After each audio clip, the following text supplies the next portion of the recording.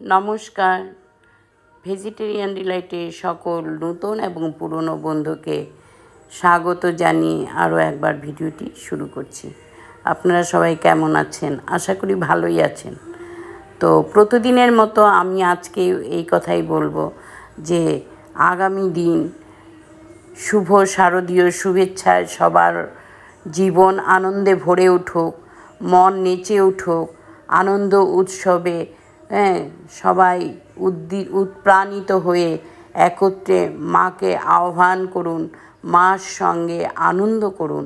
এটাই হচ্ছে আমাদের সকলের একমাত্র কাম্য এবং প্রার্থনা, এবং সবার জীবনে আনন্দ, ছোট বড় সকলের জীবনে আনন্দ ভরে উঠুক, জীবন হয়ে উঠুক মনোমুগ্ধকর। এটাই আমার ঠাকুরের কাছে একমাত্র প্রার্থনা। তো চলুন এখন একটা সুন্দর রেসিপি আপনাদের সঙ্গে শেয়ার করছি। স্ন্যাক্স রেসিপি, চা কফি তো বটেই, গেস্ট অনারাও আপনারা সার্ভ করতে পারবেন, ভীষণ সুন্দর। আশা করি আপনারা এই রেসিপিটি খেলে সিঙ্গারা কচুরিকে আদৌ ভুলে তো যাবেন, মনে হয় দোকানেও যেতে আপনাদের হবে না। তো এইভাবে আমি তৈরি করে নেব। আমি একটা বড় পাউরুটি নিয়েছি, নিয়ে এটাকে চারপাশটা দেখুন আমি দেখিয়ে দিচ্ছি, সুন্দর করে কেটে এটাকে আলাদা করে নেব। এটাকেও আমি ফেলবো না, এটাকে আমি ব্রেড ক্রাম্বস বানিয়ে নেব। পরবর্তী রেসিপিতে আমার প্রয়োজন হবে। আর মাঝখানটা নিয়ে এভাবে বেলনি দিয়ে একটু বড় করে নেব।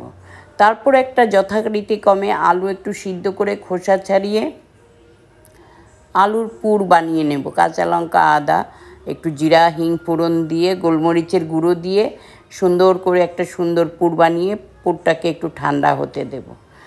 তারপর এই পুরটিকে অল্প একটা চামচ দিয়ে পুরো ঠান্ডা হওয়ার পরে এই পাউরুটি যে আমি গোল গোল করে সাইজ করে কেটে রেখেছিলাম, এটা আপনারা চাইলে এভাবে না কেটেও করতে পারেন, কিন্তু একটু দেখতে সুন্দর হওয়ার জন্য আমি এইভাবে কেটে নিয়েছি।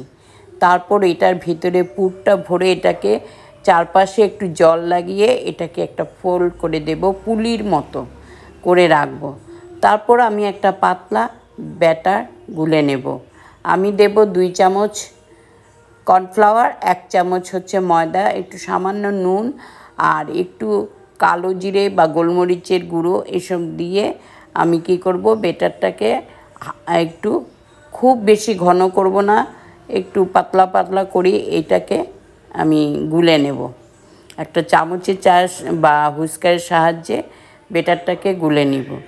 গুলে তারপর কি করব, এই পুলি বা পাউরুটির যে স্ন্যাক্স বা নাস্তা রেসিপি, আমি একটা কড়াই বসিয়ে রেখেছিলাম প্রয়োজন মতো তেল, সাদা তেল দিয়ে গরম হওয়ার জন্য। তেলটা ইতিমধ্যে গরম হয়ে গেছে।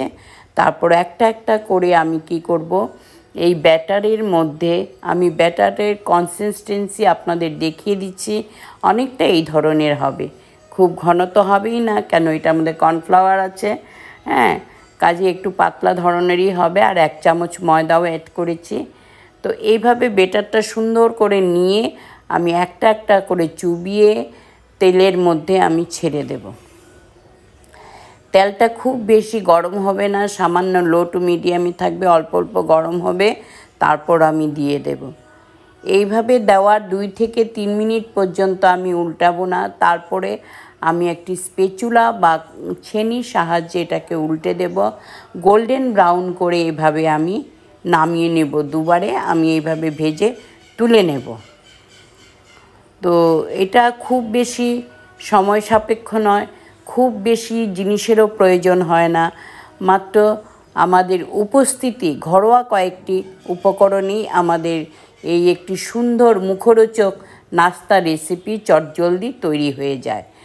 সব সময় এটা বাধ্যতামূলক নয় যে খুব হেভি, খুব দামি এবং সাংঘাতিক রকমের ইনগ্রিডিয়েন্টসের মাধ্যমে আমাদের জিনিসকে তৈরি করতে হবে। কখনো কখনো সামান্য সামান্য সরল সোজা জিনিসও আমরা এইভাবে তৈরি করে ফেলতে পারি। তো এই জন্যই আমি আপনাদের কাছে আজ এই রেসিপিটি নিয়ে এসেছি, যাতে সর্বসাধারণের সুবিধার জন্যে সবাই যেন এটা সহজলভ্যভাবে বাড়িতে করে ফেলতে পারে। বাচ্চার থেকে বড় সবাই আনন্দ সহকারে এটা খেতে পারবে। তো এইভাবে আমি আজ এটা আপনাদের সঙ্গে শেয়ার করলাম। আশা করি আপনারা প্রথম থেকে শেষ পর্যন্ত ভিডিওটি দেখবেন, আর অবশ্যই আপনাদের ভালো লাগবে। ভালো লাগলে লাইক করবেন, প্রচুর শেয়ার করবেন, আর পাশে থাকা বেল আইকনটি কী করবেন, প্রেস করে দেবেন। সমস্ত নতুন আপলোডেড ভিডিও আপনাদের কাছে সহজেই পৌঁছে যাবে। এইভাবে পাশে থাকার অনুরোধ রইল। আর যে যেখান থেকেই দেখছেন, দূরে এবং কাছে, দেশে এবং বিদেশে, সমস্ত ভাই বন্ধুদের আমার আপনাদের জন্য আগামী শারদ শুভেচ্ছার জন্য রইল অসংখ্য প্রাণ ভরা ভালোবাসা, আদর। বড়দের জন্য রইল নমস্কার। আপনারা সুস্থ থাকবেন, ভালো থাকবেন। দেখা হচ্ছে খুব শিগগিরই আপনাদের সঙ্গে দুর্গাপূজার উৎসবের আনন্দে নতুন রেসিপির মাধ্যমে। ধন্যবাদ।